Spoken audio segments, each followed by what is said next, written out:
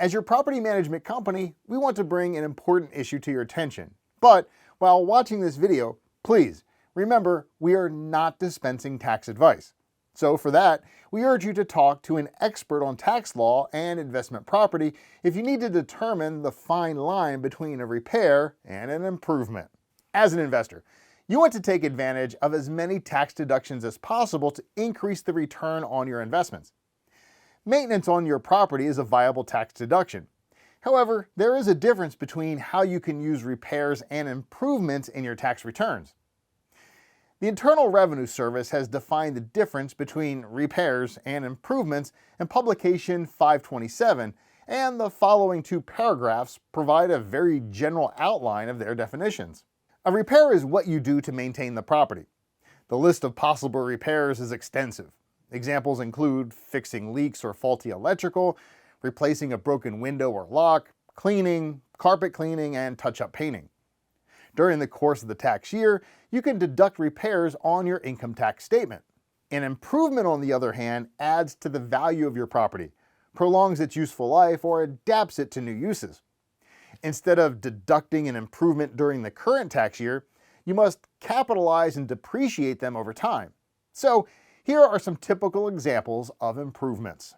Complete flooring replacement, complete roof replacement, complete replacement of an air conditioning and/or heating system, major remodeling such as renovation of a bathroom, kitchen, or other major building project.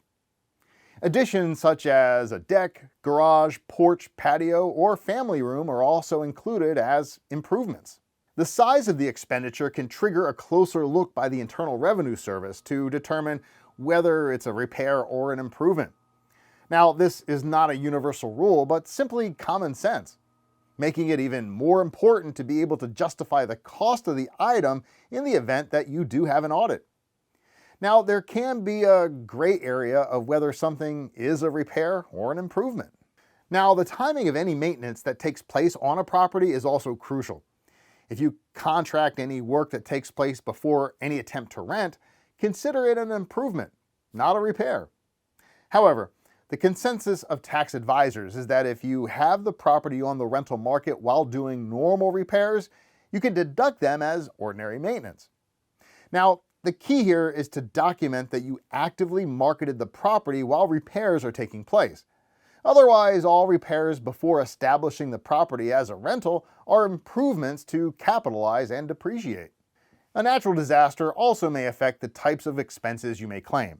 Again, the definitions of a repair or a replacement still apply, as well as if you market the property for rent and/or will continue to offer it for rent.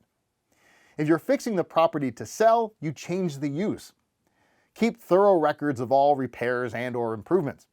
And again, the best course of action is to consult a reliable tax consultant. They can also advise you of how long you need to keep the records for any possible audits that may occur.